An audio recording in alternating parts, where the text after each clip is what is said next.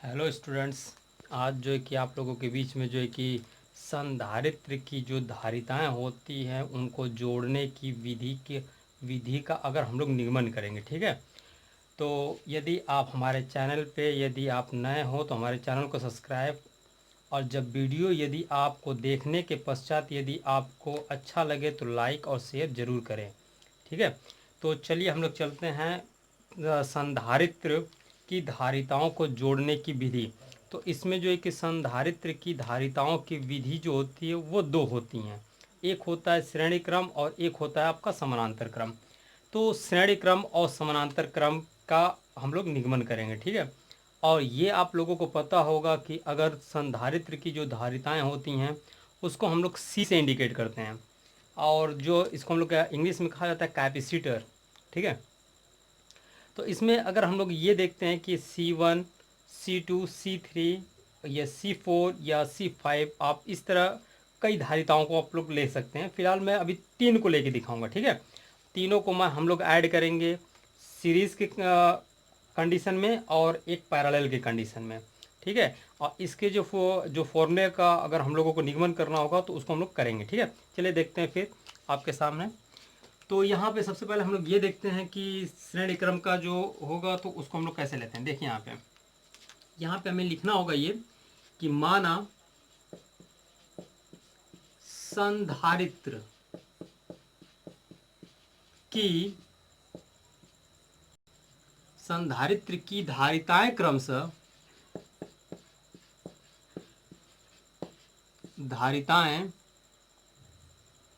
ठीक है, क्रमशः C1,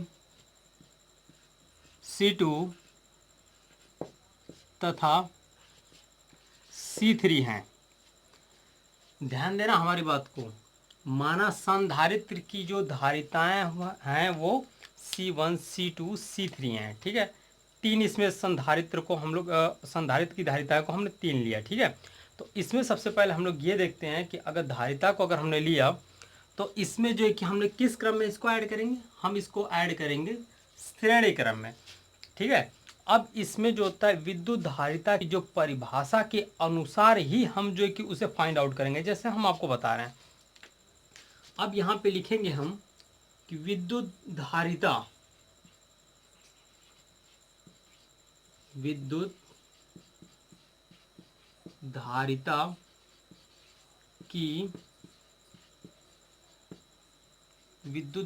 की परिभाषा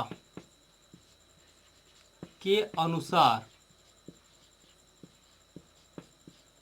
या परिभाषा के अनुसार लिख सकते हो। तो जब परिभाषा होगा तो विद्युत धारिता का जो फॉर्मूले होते हैं हम उन्हें पुट कर सकते हैं।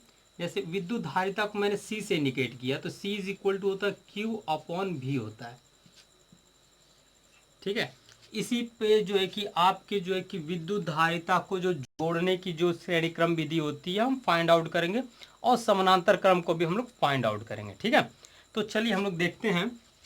अब देखिए C is equal to Q/V, ये आपके लिए सम इंपॉर्टेंट फॉर्मूले होंगे, दोनों में आपके यही लागू होते हैं। अगर इसको आप नहीं जानोगे तो आप लगा नहीं पाओगे, ठीक है।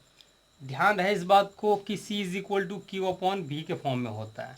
तो चलिए इसमें हम लोग देखते हैं कि जैसे हमने संधारित्र को लिया, तीन संधारित्र को मैंने ले लिया और अब यहाँ पे मैंने तीन को ले लिया। एक यहाँ पे ये हो गया आपका C1, ये हो गया आपको C2, एक दूसरे से कनेक्ट किए गए हैं। ये हो गया आपका C3, ठीक है। अब ये जो है आपका एक ले लेते हैं इसमें कि आपको अगर हम लोगों को इसको ऐड करना होगा या तो किसी विद्युत स्रोत से इसको अटैच कर दीजिए, ठीक है। और दूसरे को अगर हम लोग को जोड़ना होगा तो हम इसको जोड़ सकते हैं पृथ्वी से, ठीक है। ठीक है, ये आपका पृथ्वी है, पृथ्वी का संकेत कर लीजिएगा इसमें, ठीक है। तो ये जो हो गया आपका A पॉइंट, ये हो गया आपका B पॉइंट, ठीक है। तो श्रेणी क्रम में क्या होता है आपको कि अगर मान लेते हैं सपोज, ठीक है, जैसे हमने ले लिया इसको कि अगर ए को लिया मैंने बी को लिया, ठीक है, तो संधारित्र में ये होता है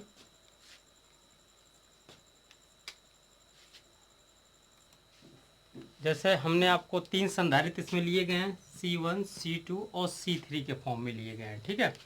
अगर हमने इसको विद्युत स्रोत से इसको मैंने कनेक्ट किया और ये पृथ्वी से बी पॉइंट को मैंने इंडिकेट कर दे रहा हूँ, ठीक है, पृथ्वी को, ठीक है, बी पॉइंट से मैंने इंडिकेट किया।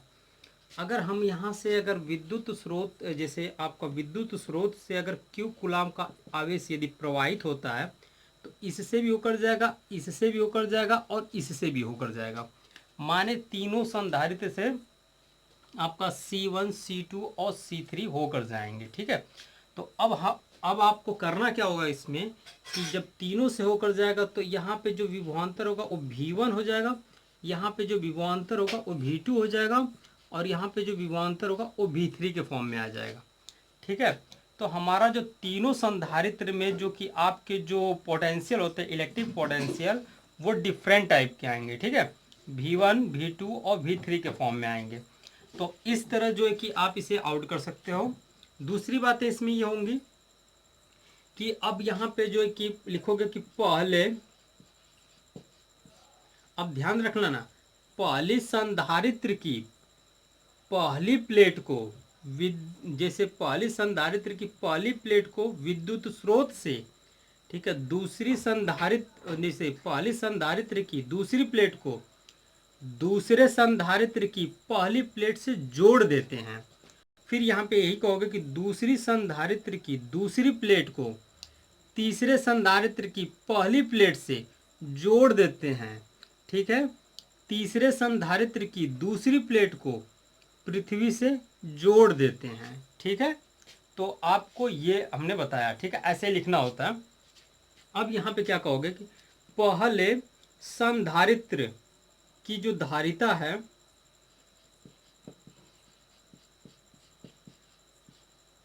रित्र की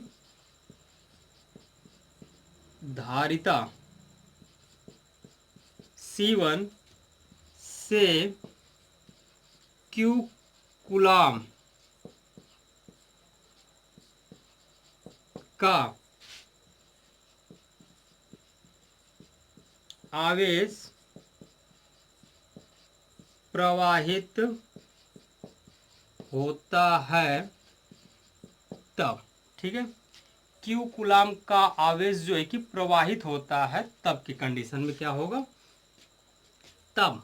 अब यहाँ पे देखिए C1 भी आपके और V1 है और Q है, तो इनके बीच का जो रिलेशन आएगा तो इस पे यदि हम लोग रखेंगे तो क्या निकलेगा, तो मैं लिख सकता हूँ, बताओ। अब यहाँ पे C की जगह हो गया C1, V की जगह हो गया V1, Q की जगह हो गया ओनली Q, तो आप इसे लिख सकते हैं C1 इक्वल टू Q, तो आपका एक जैसे होंगे, यहाँ पे V1 हो गया, ठीक है। या तो आप इसे कह सकते हो, चलिए यहाँ पे देखते हैं, ये आपका कंफर्म हो गया। अब इसी तरह इसी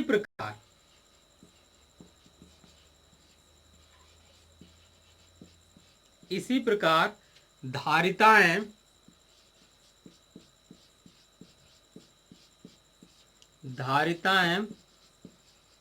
क्रमशः C2 और C3 से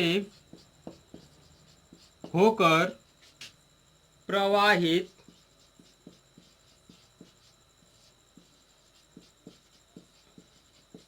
आवेश क्रमशः Q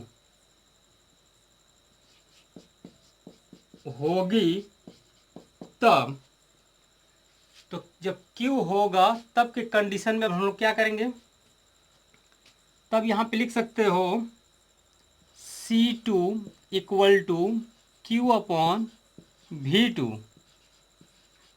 तथा C3 equal to Q upon V3, ठीक है।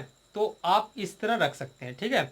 यदि आपको चेंज करना होगा तो मैं इसको यहाँ पे चेंज कर सकता हूँ, V1 इज इक्वल टू, जैसे मैं यहाँ पे लिख सकता हूँ V1 is equal to Q upon C1 लिख सकता हूँ, V2 इज इक्वल टू मैं लिख सकता हूँ Q अपॉन C2 मैं लिख सकता हूँ, और V3 इज इक्वल टू मैं लिख सकता हूँ Q अपॉन C3 लिख सकता हूँ। ठीक है, तब परिणामी विभव V is equal to V1 plus V2 plus V3। अगर परिणामी विभव निकालेंगे तो V1 plus V2 plus V3 होगा। ठीक है, अब यहाँ पे लिखोगे, ये मान लेते हैं आपका इक्वेशन फर्स्ट कर लीजिए, आप इसमें लिख लीजिएगा V1, ठीक है, V2 तथा V3 का मान रखने पर। ठीक है, तो जब मान रखेंगे तो ये आपका कितना हो जाएगा, तो मान रखेंगे तो यहाँ पे हो जाएगा आपका V is equal to Q upon C1, Q upon C2, Q upon C3 आएगा। ठीक है, अब यहाँ पे आपको करना क्या होगा, यदि परिणामी विभव यदि V है और आवेश यदि आपका Q है, ठीक है, यहाँ पे लिखोगे परिणामी विभव V तथा आवेश Q, आवेश क्या हो Q, आवेश हो गया Q, अतुल्य धारिता, तुल्य धारिता C हो तब। अब यहाँ पे तुल्य धारिता यदि C हो तब की कंडीशन में क्या लिखोगे, C हो तब यहाँ पे लिख सकते हैं हम कि V is equal to Q upon C रखने पर।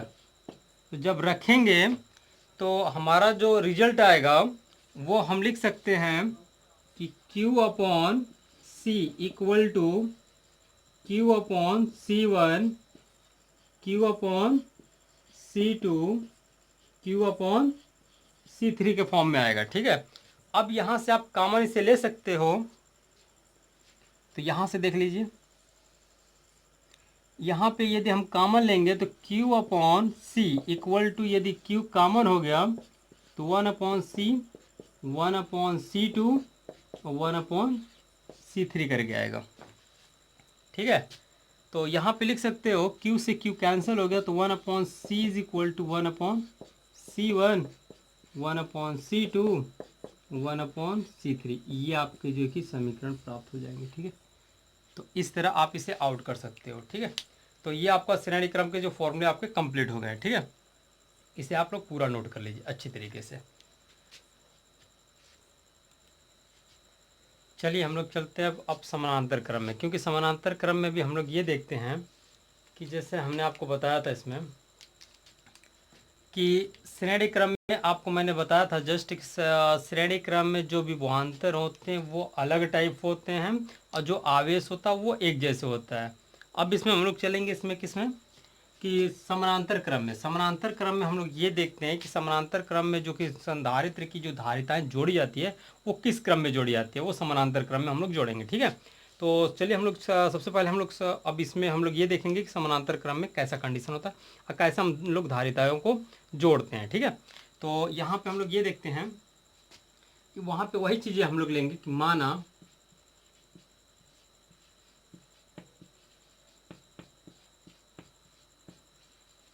संधारित्र, माना संधारित्र की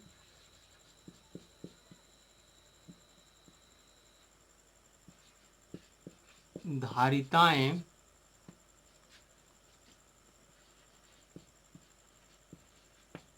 क्रमशः C1, C2 तथा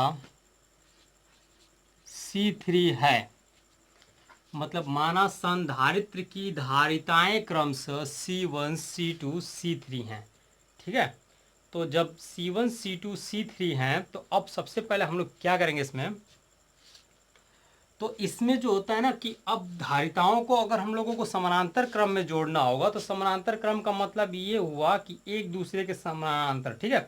जैसे हमने आपको बताया इसमें कि अगर मैं यहाँ पे लिख देता हूँ, जैसे आपका ये संधारित्र हो गया, ठीक है। फिगर यहाँ पे देख लीजिए अच्छे तरीके से, ये हो गया आपका संधारित्र, ये भी हो गया, और ये टाइप का हो गया, ठीक है। अब बताइए, ये हो गया आपका पॉइंट ए, ये हो गया पॉइंट बी, ठीक है। इसको मैंने यहाँ से जोड़ दिया, इसको मैंने यहाँ से जोड़ दिया, ये हो गया आपका, मैंने यहाँ से जोड़ दिया, ठीक है। और इसको मैंने यहाँ से जोड़ दिया, अटैच कर दिया, ठीक है। अब जो है इसको मैं एक विद्युत स्रोत से मैंने इंडिकेट कर दिया, और इसको यहाँ से एक पृथ्वी से मैंने इसे जोड़ दिया, ठीक है। पृथ्वी से मैंने जोड़ दिया, ठीक है। ये आपको क्लियर हो गया इसमें। अब यहाँ पे ये हो गया आपका संधारित्र की जो धारिता C1, C2, C3 के फॉर्म में है, ठीक है।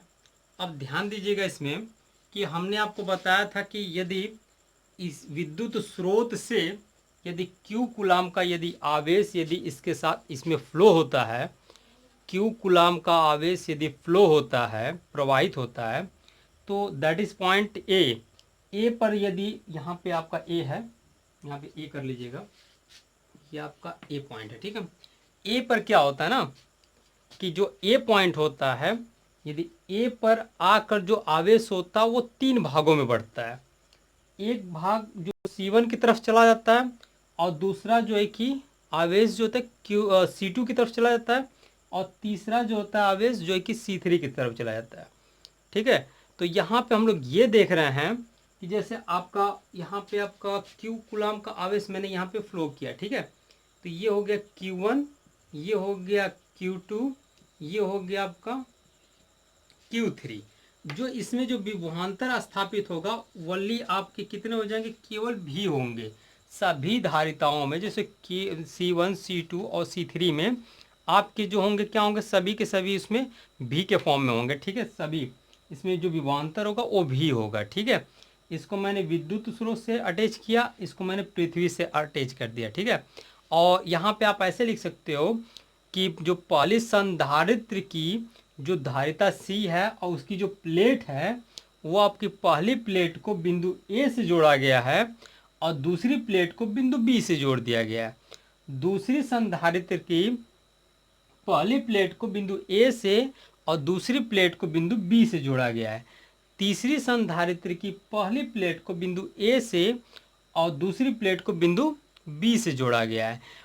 इस प्रकार जब विद्युत स्रोत से यदि आवेश प्रवाहित होता है तो इसमें जो उत्पन्न जो हमारा विभवांतर होता है वल्ली भी होता है, ये सभी आल संधारित्र पे होता है भी, ठीक है। तो यहाँ पे भी हमें देखने को ये मिलता है, ये कॉमन फॉर्म में आता है, ठीक है। अब यहाँ पे आपने ये देखा कि Q का जो कि 3 भाग हुआ, जो C1 की तरफ गया, C2 की तरफ गया और C3 की तरफ गया, ठीक है। अब इस प्रकार जो है कि अब हम लोग ये देखते हैं कि यहाँ पे आपको ये चीज़ दिखाई दिया। अब यहाँ पे मैं ये लिख सकता हूँ, मैं इसे लिख सकता हूँ भाई Q का कितना भाग बना, Q1, Q2 और Q3 के फॉर्म में आया, ठीक है। ये आपका इक्वेशन इज ए फर्स्ट, आपका जो इक्वेशन ये बन गया फर्स्ट के फॉर्म में बन गया, ठीक है। अब दूसरी बातें हमको ये देखने को मिल रहा है क्योंकि Q का ही 3 हिस्सा है, Q1, Q2 और Q3 के फॉर्म में है, ठीक है।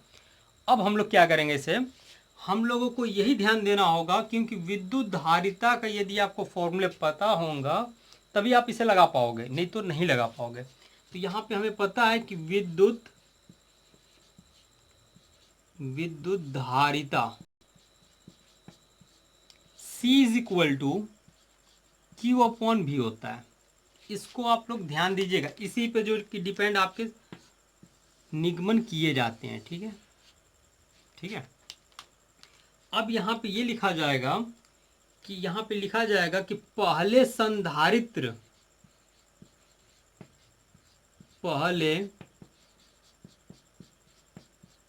संधारित्र की धारिता C1 पर प्रवाहित आवेश Q1 हो तब C1 is equal to Q1 upon V होगा, क्योंकि V जो है कि सब में इक्वल फॉर्म में है। ठीक है, तो आप इसे लिख सकते हो, ये तो C1 की जगह हो गया।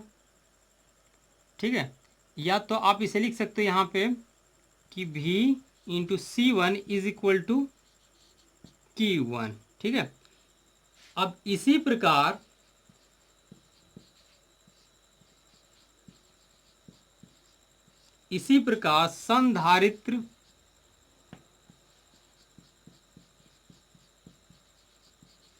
संधारित्र की धारिता C2 तथा C3 पर प्रवाहित आवेश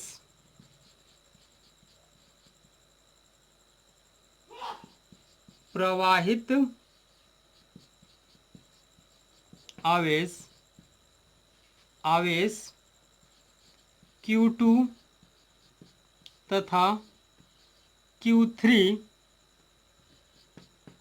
हो तब इसी प्रकार अब यहाँ पे देखो Q1 बराबर इतना हो सकता है, तो Q2 बराबर भी हमारा कितना होगा, V इंटू C2 के फॉर्म में आएगा। ठीक है, Q3 बराबर कितना हो जाएगा, V इक्वल टू C3 के फॉर्म में आएगा। ठीक है, अब यहाँ पे लिखोगे कि समीकरण एक में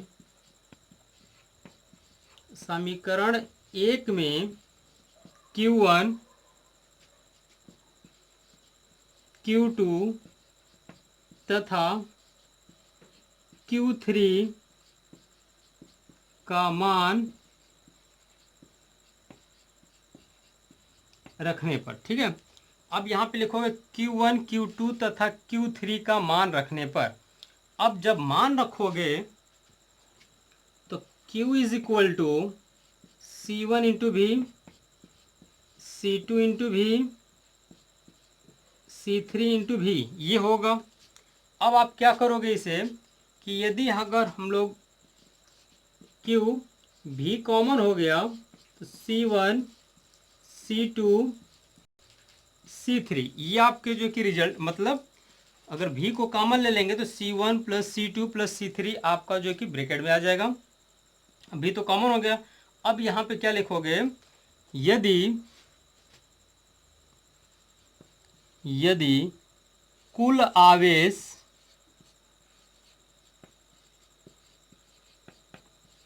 Q तथा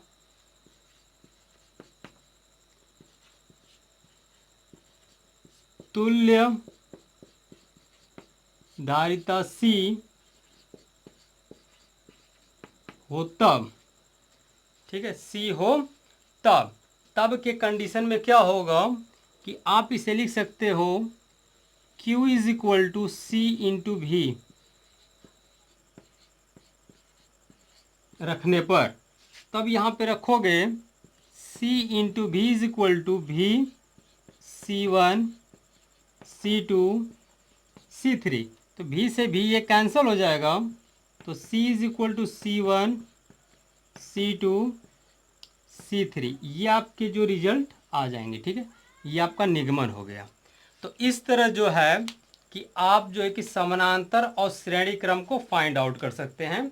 इसमें एक चीज आपको याद रखने होंगे इसमें याद क्या रखना होगा कि सभी संधारित्र की जो धारिता होती है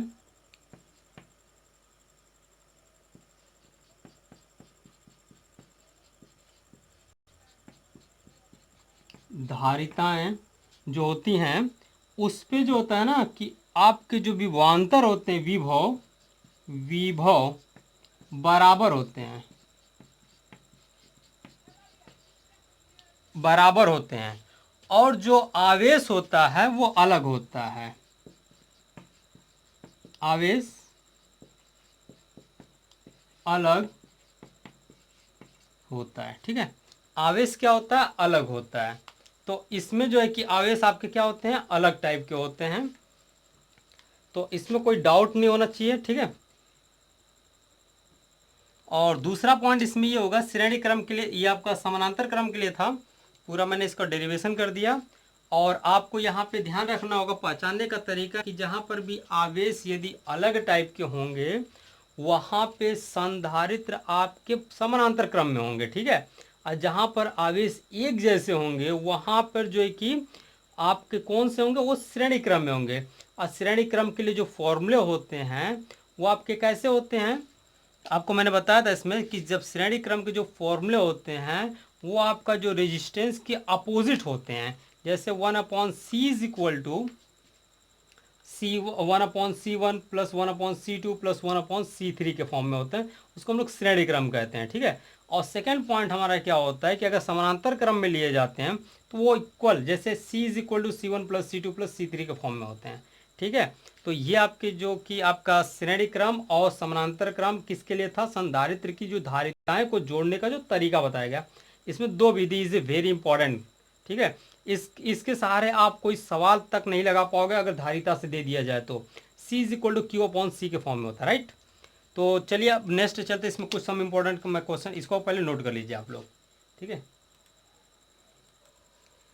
चलिए हम लोग ये देखते हैं कि संधारित्र की जो धारिताएं को जोड़ने की जो श्रेणी क्रम विधि थी और समानांतर क्रम विधि थी, तो उसको हम लोग सबसे पहले हम लोग इसको मतलब निगमन तो इसका मैंने कर दिया, पर अब इसको याद कैसे रखेंगे हम लोगों को ये देखना होगा। क्योंकि हमने तो हाई स्कूल में यहाँ तक हम लोग पढ़े हुए हैं कि अगर श्रेणी जो रेजिस्टेंस होता है जिसको हम लोग प्रतिरोध कहते हैं, प्रतिरोध को जोड़ने के दो तरीके, एक आपके श्रेणी क्रम मिलेगा, एक आपको समानांतर क्रम मिलेंगे। तो श्रेणी क्रम और समानांतर क्रम को अगर हम लोग प्रतिरोध को जोड़ने का तरीका यदि हमें पता है तो आपको संधारित्र को भी जोड़ने का तरीका आपको पता हो जाएगा, क्योंकि उसी के अपोजिट वो रिएक्ट करता है, ठीक है। जैसे आपको मैंने बताया इसमें कि प्रतिरोध को जोड़ने की जो विधि होती है,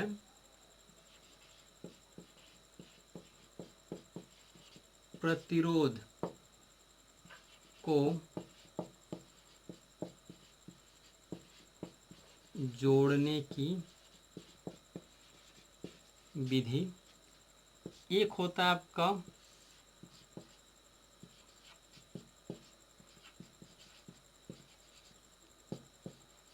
श्रेणी क्रम और दूसरा होता है आपका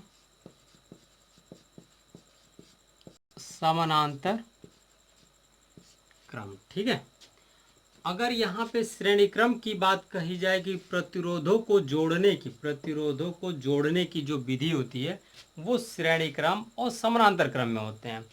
तो यहाँ पे हम लोगों को सबसे पहले क्या करना होगा कि इसको अगर हम लोग लिखते भी हैं R is equal to R1 plus R2 plus R3, मैंने इतने को लिया, ठीक है।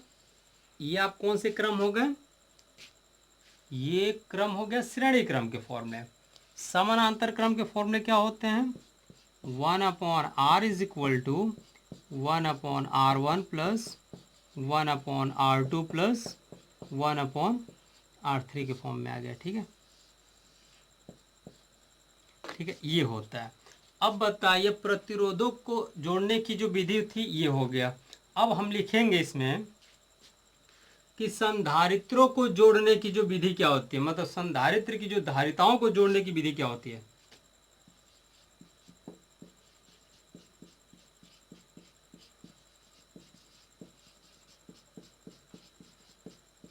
संधारित्र की धारिता को जोड़ने की विधि। अब बताइए, ये भी आपके दो होते हैं,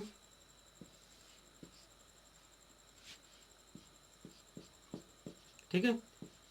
एक होता है आपका श्रेणी क्रम और एक होता है आपका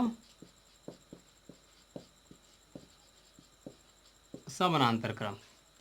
थोड़ा सा इसको ध्यानपूर्वक देख लीजिएगा। इससे एक होता है श्रेणी क्रम, एक होता है समानांतर क्रम।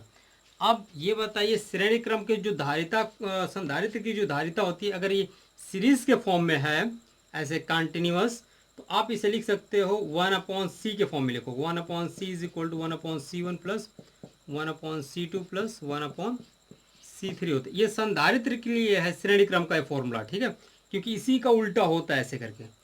अब इसका उल्टा कैसे हो जाएगा?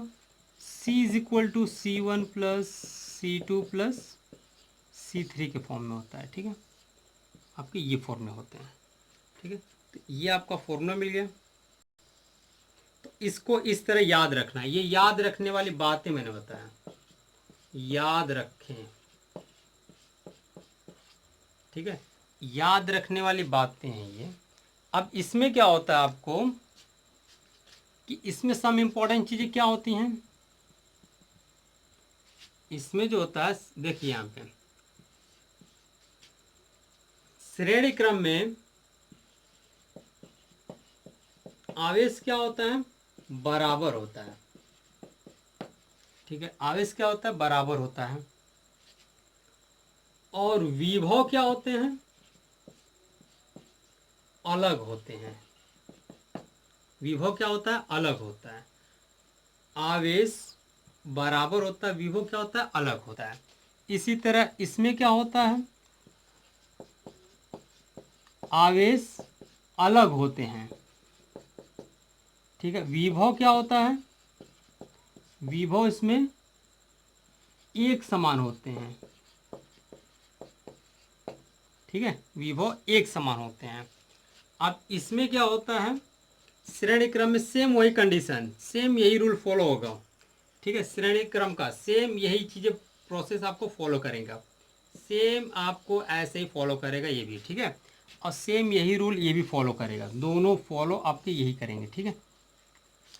तो यहाँ पे आपको यही पॉइंट याद करना होता है, और आप जो कि आसानी से जो कि सवालों को हैंडल कर पाएंगे, और पहचानने का तरीका भी आपको पता चल जाएगा इससे कि कौन से श्रेणी क्रम में है और कौन से समानांतर क्रम में है। जहाँ पे आवेश का सेपरेट होना ही क्या कहलाता है? आपका समानांतर क्रम कहलाता है। अगर एक जैसे वहाँ पे अगर कहीं भी विभव आपको देखने को मिले तो समानांतर क्रम में कहलाते हैं, ठीक है।